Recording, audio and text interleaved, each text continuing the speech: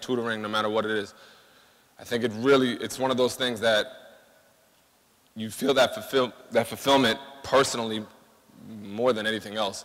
And it carries over because that discipline and that commitment that you have to yourself of willing to do more and willing to do a little extra, you can do it for anything.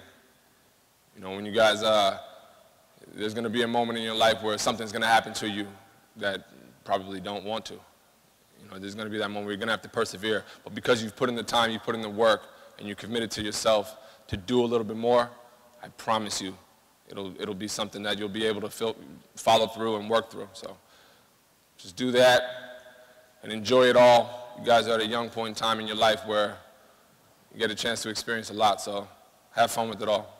Go Pack.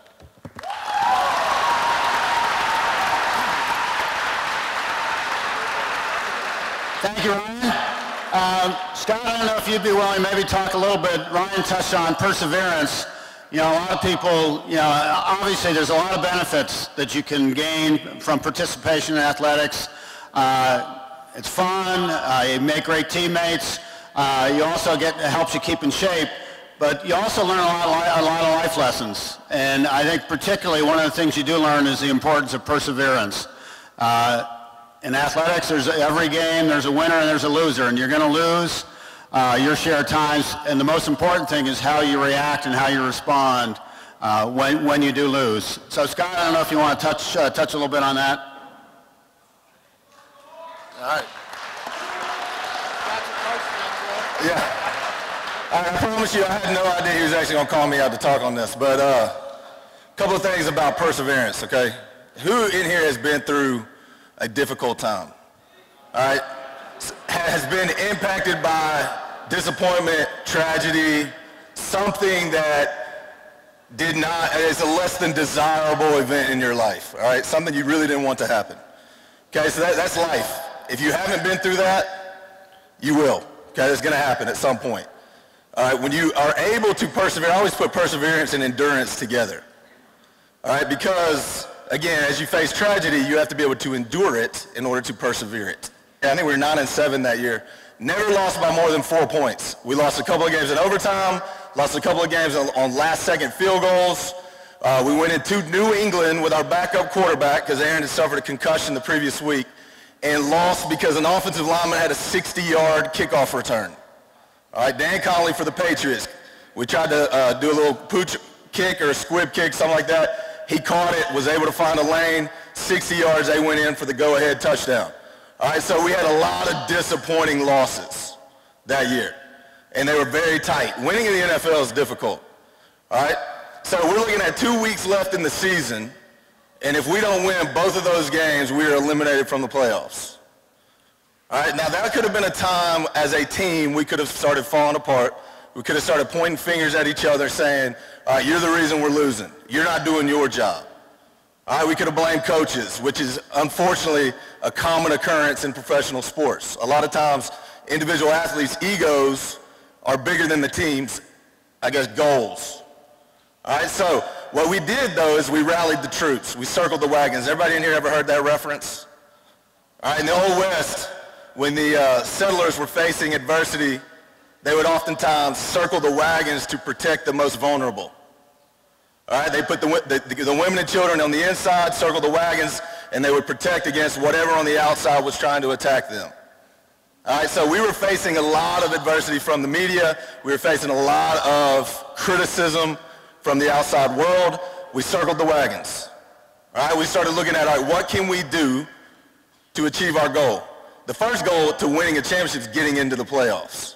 That's what you got to do. So I remember we had the New York Giants and the Chicago Bears left on our schedule. All right, both home games.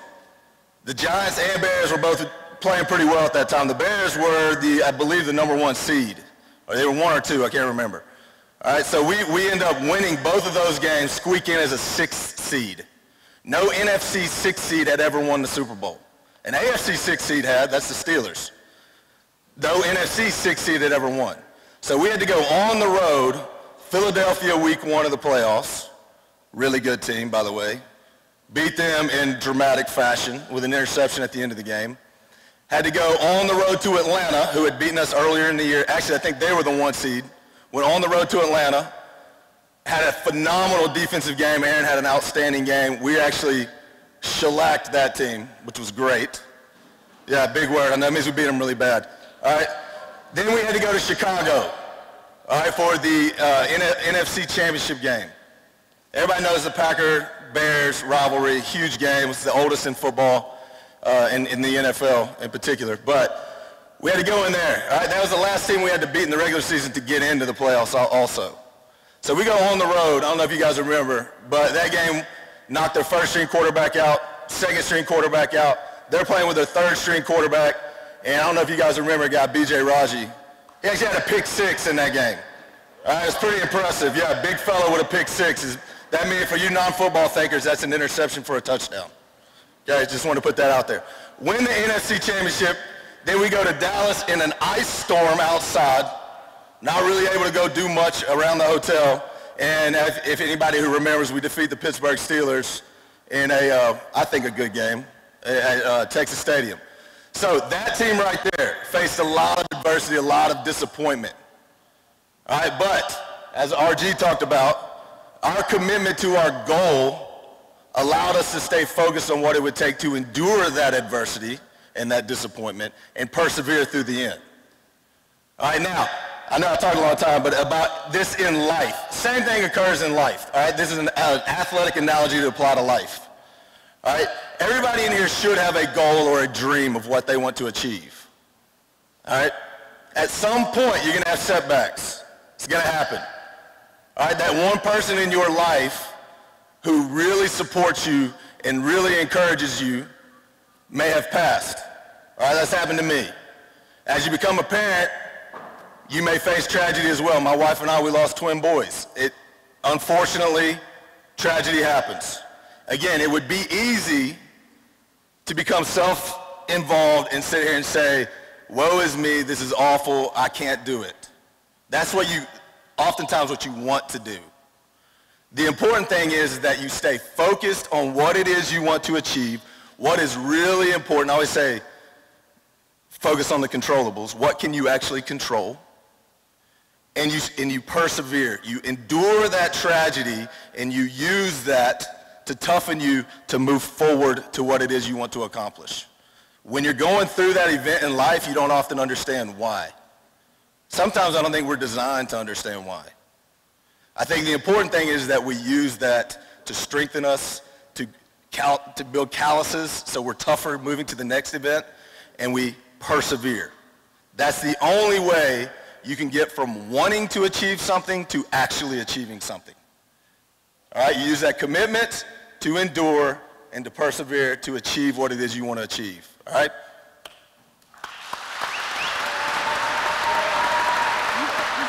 Thank you, Scott. You can probably tell Scott has gone on to a career as a high school football and wrestling coach. So he's really a great motivator of young women, men and women. All right, we're going to take some questions from the crowd. All right, you can ask any question of anybody. All right, yes. What's your question? Stand, come down. All right, a Bucks fan. Bucks going to win the NBA championship? All right, what's your question? All right. Who are we going to draft this year? That's your question. All right. I'm sworn to secrecy. We're going to take the best player available. Actually, we are very fortunate this year. We have 10 picks. We have 2 picks in the first round, so I think we have a chance to really improve ourselves. I'm not going to tell you any more than that. Yeah, right here.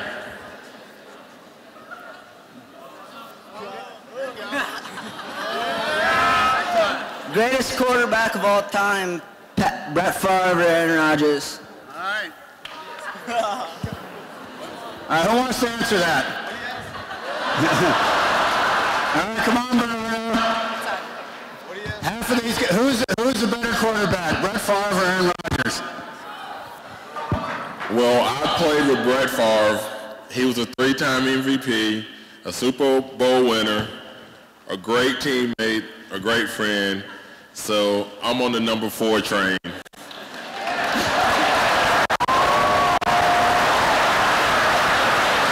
else want to? Two-time MVP, Super Bowl champion, and hopefully he'll win more Super Bowls. Mark, you have a question right here. Yeah. Who's your favorite player? Who's your favorite player? Current player? Yeah. I really like Aaron Rodgers. Charles Woodson has always been one of my favorite players too. Anybody got a question?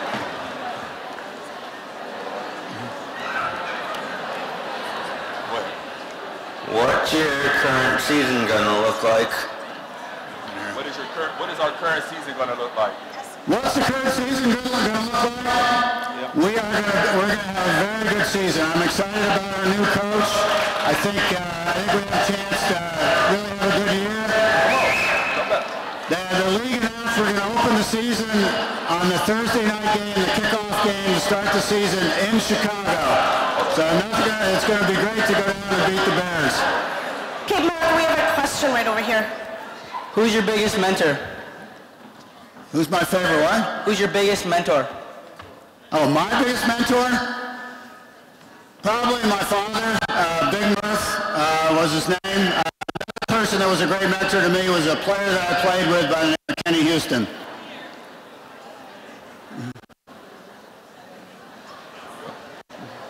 Do you think you're going to win the Super Bowl this year? All right, Ryan, do you think we're going to win the Super Bowl this year? Well, I don't know, guaranteeing a Super Bowl win is a lot. But I actually do think that the Packers will go to the Super Bowl this year, so we'll see.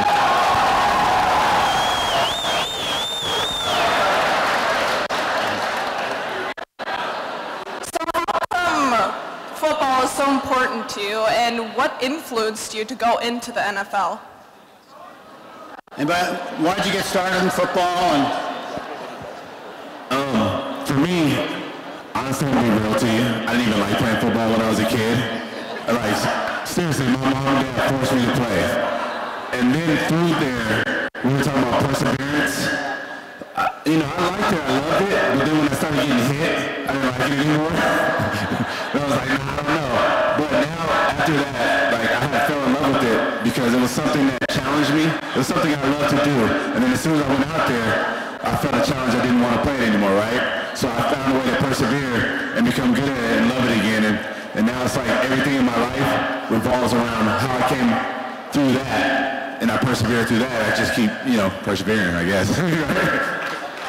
Thank you, Dan.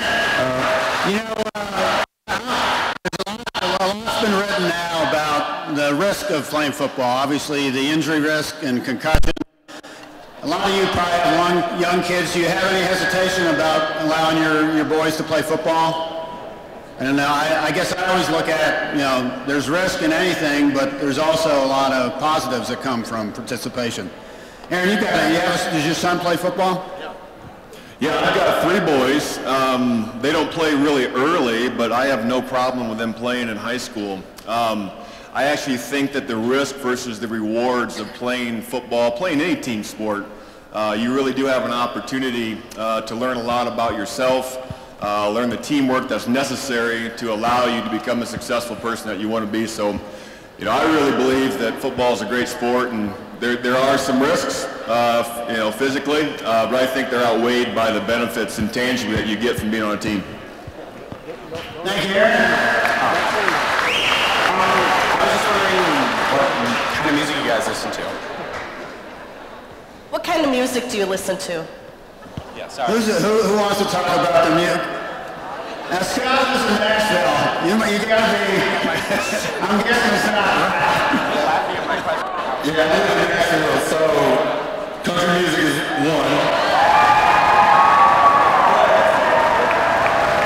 But I also got 6 children, so they typically control the radio in the car, so unfortunately I often listen to a lot of other things, which would be pretty much everything. I mean, I also listen to hip-hop just to make sure I know what in the world they're listening to. Because when they make references to Migos and ASAP and all these people, I want to make sure I understand what in the world, and then I can tell them what not to listen to. All right? All right, Terry, you got a question here?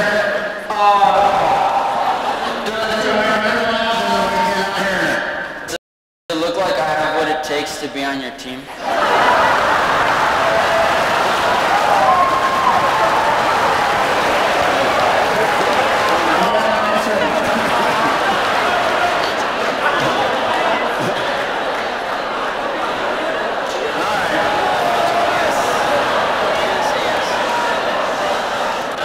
Do you play for your current team? No. Well, that tells a lot. What position would you be interested in playing? Quarterback. How far can you throw the ball? Okay. Like 100. Half a football field. Is a quarterback offense or defense? He is an offender. Do you know what cover 2 is? No. All right, you answered your question. Thank you.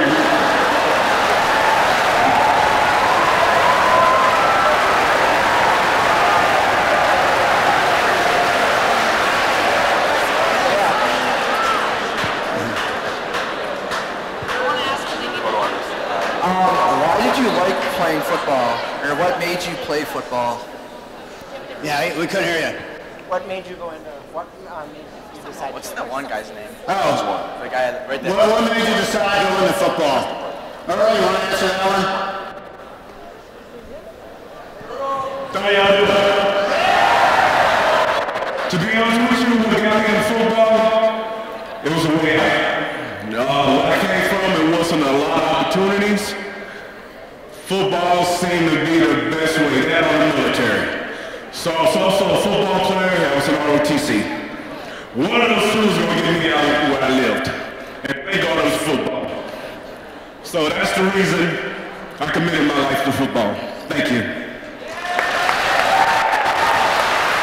Thank you, Earl. This one's for Mark. What exactly do you do for a living? Like, what is your job? All right. Like, what does he do? Like, what does he do as the president? What is your role? This isn't a question, Tony. It's I go on a bus and I go across the state and I talk to people. That's it. No, I'm the president of the Packers. I don't know. We're a very different team. Most NFL teams have an individual owner that owns the team and is in charge of all the operations of the team. Packers are owned by the community. We have 370,000 shareholders. So one of my responsibilities is at the league level, I represent the Packers when we have owners meetings. And I'm president of the Packers, so all of football reports to me as well as the business side of the Packers. So do you like own most of the stocks or something? Like, what's that? He's technically our home. My wife calls me a phoner, FAUX owner. That's an owner without the money. Most of the NFL owners are billionaires. We'll go over here now. Hey, let's make sure we maintain our attention during the question and answer part, please. Okay. All right. Who would you say is easier to beat, the Bears or the Vikings?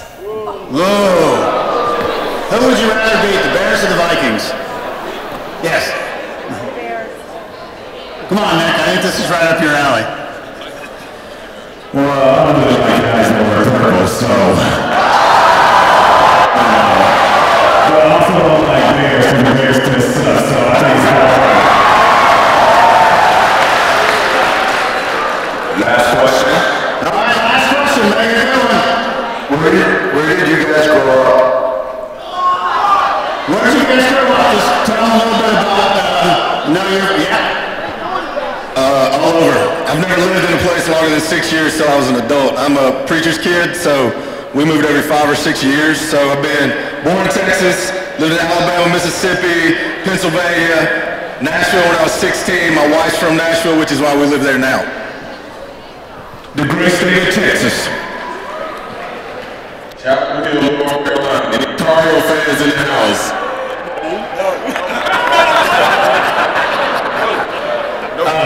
I grew up in a small place in California called Fontana. Anybody know the speedways in California? Yeah, we call it Fontucky. That's where we're from.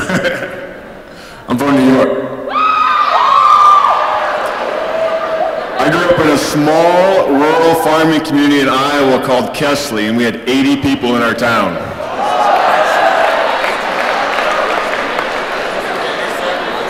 All right, thank you guys. All right, we have had a great stay here. We've really enjoyed spending some time with you. We now want to make a presentation. We are going to make a donation to Marshfield High School. I want to make this presentation to Nathan.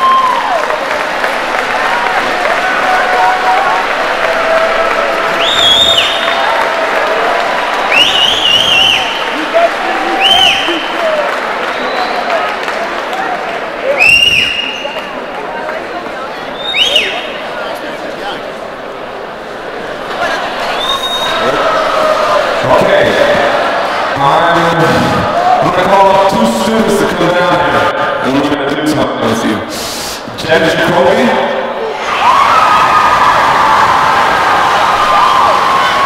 Where is she?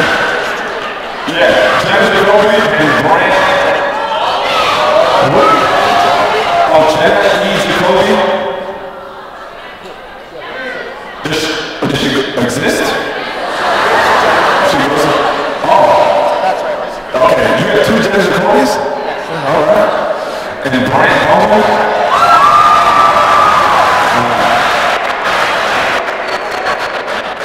We're going to do a football competition with you.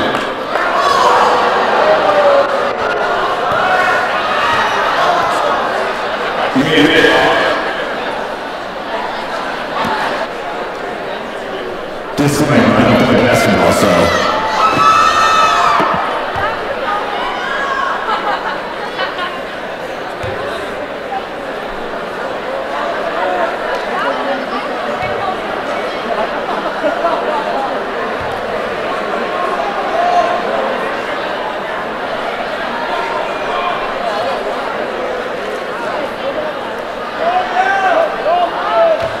They just set us up. They want to play for the basketball team? This is terrible.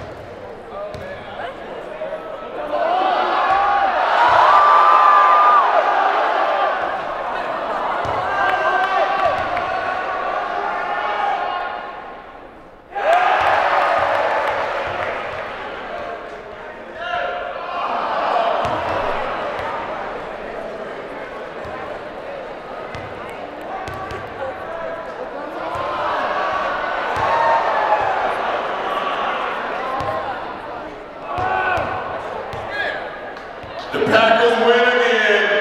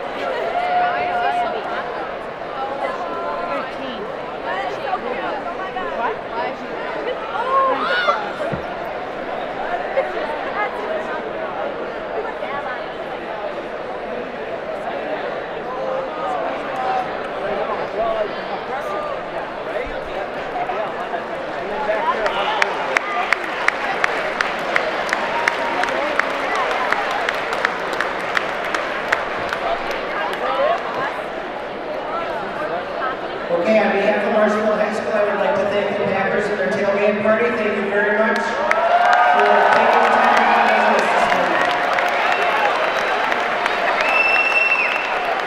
At this time, we will dismiss to third hour. We'll ring the bell in about